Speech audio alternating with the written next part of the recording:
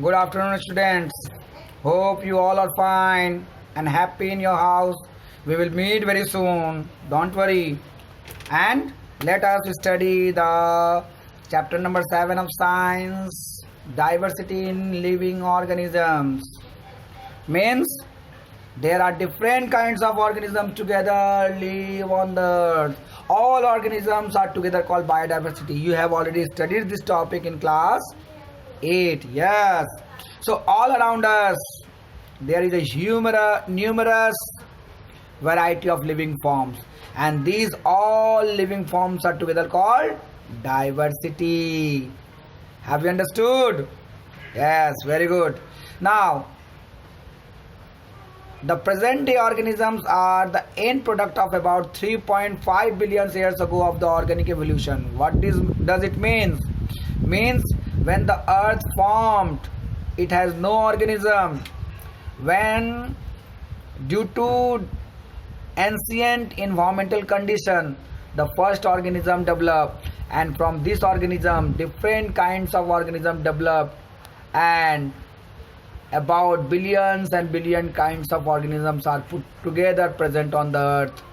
Means a huge amount of, so evolution take place. The present day organism means today's all the organisms that are present today are the end product of 3.5 billion years ago. Means this formation of different kind of organism take place about 3.5 billion years ago. So the evolution is the result in the great variety of species. Due to evolution, a huge amount of new organism has been created and different kinds of species has been formed. Very simply, if I say you have seen a different kinds of insect. These insect has come from a single insect which was formed in the very ancient period, and from this insect of millions and millions of new insects has been come. So these insect has helped in the evolution of new organism. Similarly, if I talk about different variety of dog, have you seen about there are about 200 variety of dog present on the earth. So all those varieties are nothing but the species. Variety means species. Different variety of organism have different species. And point to be noted, one more important thing that I am going to explain you, that the two different species never be interbred. Means they cannot reproduce together to produce a new young one. Means marriage take place between the two same species. Different species means two different kinds of dog together never be reproduce a new organism. I think you understood this point. So another point that we are going to study is, out of all the species, means different kinds of organism that are known to lived, only a few are existence today. Means many organisms that has been evaluated during the course of evolution has been died, like dinosaurs has been died. So many organisms, the rest has become died. Means the rest has become extinct. Means they have disappeared, they have gone, and some are lived with us. So the next topic, since the number of organism is very vast, there is a huge number of organism, and as we are biologists, it is our duty to learn, to read, to know the characteristics of all organism, to study all organism. So how can we able to study all kind of organism together? It is impossible. So to overcome this problem, a new kind of system has been developed. What is it? Since the number of organism is vast, there is a huge number of organism present on the earth, there has always been a need to divide in a larger group. So all organism has been divided into different group on the basis of certain characteristics. On the basis of certain characteristics, all the organism has been divided into simple group and a smaller group. This group has further divided into new groups. So the grouping together of similar object grouping together of similar kind of object, or you can say organism. Grouping together similar kind of organism according to their common feature, either be the similarity or difference, is called classification. Yeah, it can be the definition of classification. So classification is a process in which we classify the different kinds of things or organism on the basis of similarities or dissimilarities. I think you understood this point. Means we classify the different kinds of organisms on the basis of similarities and dissimilarities. I think you understood. So the definition of classification is given over here. What is the definition? The classification of organism is nothing but arranging the organism into group. We make the different groups on the basis of similarities and differences, and these group, the classification, this grouping of the organism is called classification. So once again I am repeating it. The classification of organism is nothing but arranging the organism into group. You arrange the organism into group or set on the basis of similarity and differences, and we classify the organism on the basis of similarity or differences which show the relationship. With the help of this similarity or differences, we can classify it and create a new relationship among them. Suppose if I say, what is the relationship of a human being with a primate? Primate means monkey, kangaroo, sorry, not kangaroo, monkey, chimpanzee. What are the similarities? There are a huge number of similarities, but there are so many dissimilarities also. So these similarities and dissimilarities create a relationship that we come together, we have evolved together. Means during the course of evolution, both of us has been evolved, but human being evolved more than the monkeys. So that's why evolution of human being is more than monkey. So in this way we can classify. The another question arises, why do we classify the organism? As I have already told you, there is a huge number of organisms, and as we are the biologists, we have a duty to study all the organisms. So classification can the easy way which help to make us learn each and every organism on the basis of the characteristics, similarities and dissimilarities. So it is mentioned where the organism are placed in the certain marked category.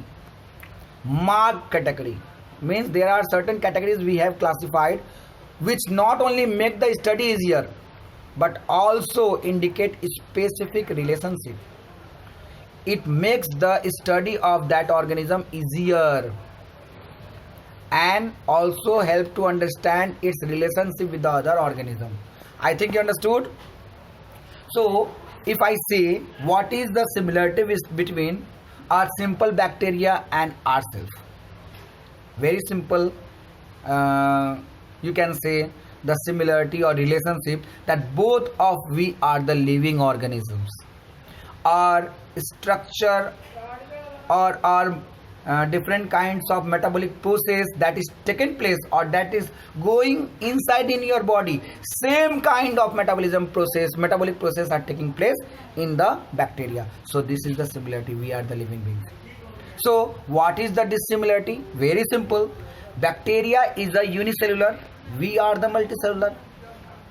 Bacteria has no nucleus in their cell, we have nucleus in our cell.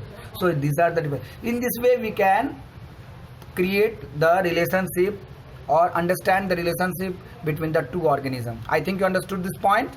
Another point comes, name the biologist who proposed the broad classification of the living organism. So there are three scientists: Ernest Haeckel in 1894, Robert Whittaker in 1959 and Carl Woese in 1977. They give or propose the different categories of classification, of which Robert Whittaker, means R.H. Whittaker of 1959, is one of the most important scientists who categorize the organism in different patterns, and we have to study the pattern that has been classified by the Robert Whittaker. So the next question comes, who proposed and give kingdom classification? So I have already told you, R.H. Whittaker proposed the 5 kingdom classification. Actually it is a printing mistake over here. It will not give, it will 5. Who proposed 5 kingdom classification? So R.H. Whittaker in 1959 proposed the 5 kingdom classification. These 5 kingdom classification is given over here: Monera, Protista, fungi, you can say, Plantae and Animalia. So there are 5 main categories on which all the organisms that are present on the earth has been classified, means categorized. So under which we come? Just think about that. Are we Monera? No. Monera means unicellular organism. I will show you. Are we Protista? They are also unicellular. Are we fungi? Obviously not. Are we Plantae? No, we are not plant. Then are we Animalia? Yes, we come under Animalia. Don't say these things to any parents. Only understand you are, or we all are categorized under Animalia in science. But in other sense, it becomes slang, understood? So don't say anyone, okay? On the basis of which characteristics is the classification of the organism done? Have I already told you? What are the basic things on which we classify? The first thing, the cellular structure. The structure of the cell help in the classification of organism. One organism has been classified with the other. So either with this cell, the organism of this cell is different from this. So cellular structure or number of the cell. There are so many unicellular organisms you have already studied. So cellular structure may be prokaryotic or eukaryotic. Means they have a nucleus, or they, if they are eukaryotic, they have nucleus, and if they are prokaryotic, they have no nucleus. Similarly, if I say about the number of cell, yes, there are so many unicellular organisms, means their body cell are made up of only one cell, or there are multicellular organisms like us whose body is made up of more than one cell. Another thing, another point is, third number point is mode of nutrition. Means how do they obtain their nutrition? There are certain organisms who obtain their nutrition with the help of photosynthesis, and there are organisms who are not dependent on, who cannot make their own food. They dependent on the plant further, like animals. So photosynthesis can be done by certain microorganism also and plant also, but animal cannot be able to do the photosynthesis. So mode of nutrition can also help in the classification of organism. And the last topic, that is body organization. How the body helps, how the body has been organized. In a very simple sense, if I say, if you take a simple bacteria, is there, they have any lungs, they have any heart, they have any kidney? No. Their body organization is very simple. And compared to that, if I say I take a dog, how is their body's organization is made? Their body organization have a developed, means they have a proper heart, proper kidney, proper lungs, all these things are present over there. So these are the 4 points. On the basis of these points, we classify the different kinds of organisms. I think you understood. Now a very simple paragraph, figure I have taken from a book which can help you to understand this. So there are so many organisms that are present on the earth. These organisms have been classified further into 2 parts. Either they be prokaryotic or they be eukaryotic. Means their cell may not contain the nucleus, and their cell may contain the nucleus. So prokaryote have a single kingdom, that is Monera. And eukaryote has been further classified into two parts. It may be a unicellular organism or a multicellular organism. Unicellular organism as Protista. Another kingdom 2 is Protista. And multicellular organism has been classified further into two parts, that is cell in which have cell wall and cell which do not have cell wall. So multicellular organism which have cell wall either be fungi or plantae, and the multicellular organism which have no cell wall is Animalia. So these are the basic things, means there are 5 kingdoms. First kingdom is Monera, which is unicellular but prokaryotic. Second kingdom is Protista, which is unicellular but eukaryotic. Third kingdom is multicellular, eukaryotic. Fourth, Plantae, multicellular, eukaryotic, but they have cell wall. Both of them have cell wall. Point to be noted. The 3 number and 4 number, that is fungi and Plantae, both have cell wall. And the 5th number is Animalia, which have no cell wall, but they are also multicellular and eukaryotic. So these are the basic 5 kingdom. Kingdom 1, Kingdom 2, Kingdom 3, Kingdom 4, Kingdom 5. And these 5 kingdom classification was given by Whittaker, R.H. Whittaker. I think you understood. So next question arises, state the different categories of classification or state the different hierarchy of classification. Means under which categories do we classify the different organism? We classify the organism on the basis of kingdom. Suppose we are mammals, we are human being. Just come to the 7th number point. We are human being. Human being come under the species Homo sapiens. We are Homo sapiens.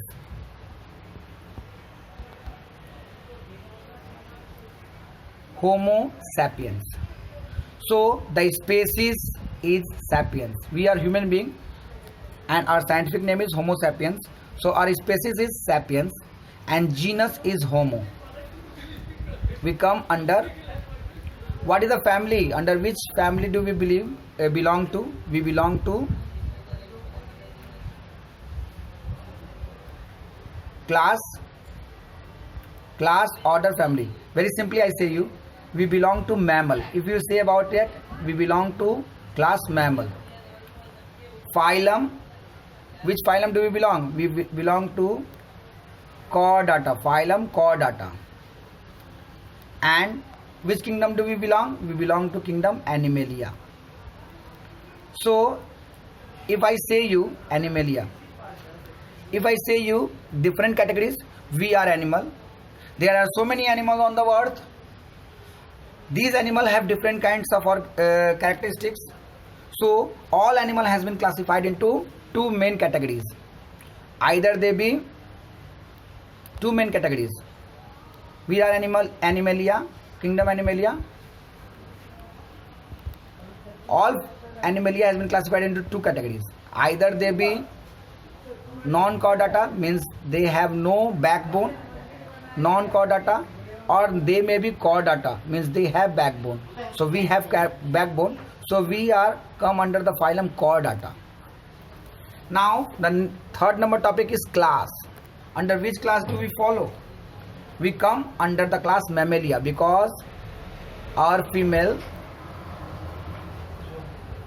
feed their mammary gland to their young ones, means they feed their young one to their milk. So we come under Mammalia. Order primate, and there are some more things that not to be important for you, so I am not going in very detail.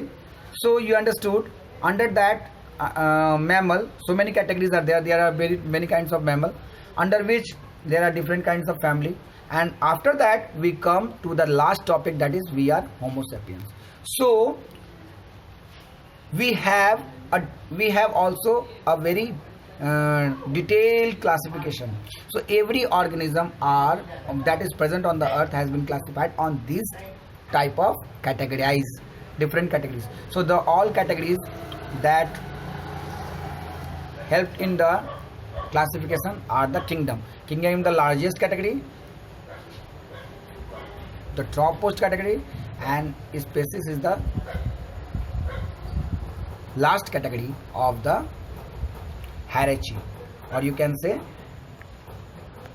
hierarchy. So I think you understood this topic. Now taxonomy. So what is taxonomy? Identifying the organisms. If you come or you are gone with the, what is the name of that person? Bear Grylls, no? Bear Grylls. Yeah, Bear Grylls into the forest, and you have taken a simple organism in your hand. So obviously you have to identify it, which kind of organism it is. And when you will identify, it is a simple kind of rat, then you will make a classification. Rat come under mammalia, they are mammals, and their scientific name or genus and species is this. So taxonomy is a process which deals with the identification and classification of the organism. We classify the different kinds of organism. It is also known as the science of classification. It is also known as the science of classification. I think understood. Now the next topic, state the advantage of classification. We are talking about a lot of things about the classification. We are classifying the different kinds of organisms in this chapter, obviously. So what is the importance? What is the advantage of classification? Very simply, I have written over here. It makes the study of such an enormous, means huge number of biodiversity. Means there is a huge number of biodiversity on the earth. So classification help to study all these organisms very easily. Because if you know the characteristics of one organism, compared to that characteristics, we can study the other organism also. As if you see a dog and a wolf, so there are certain characteristics which are the similarity and which are the dissimilarities, which help you to understand either the particular organism be a dog or a wolf. I think you understood. Next, it helps to understand the placement of various life at a glance. Means all kind of organism can be placed under different categories, and this can be done with the help of classification. Third, it helps to understand the resemble, means, and relationship, means with which organism one organism relate with the other organism among different group of organism. It makes the comparison of the group very easier. So I think you understood this topic very easily. Make the note with all topics, and if you have any problem, please message me. I will try to solve all the problems regarding that. Thank you very much. Bye.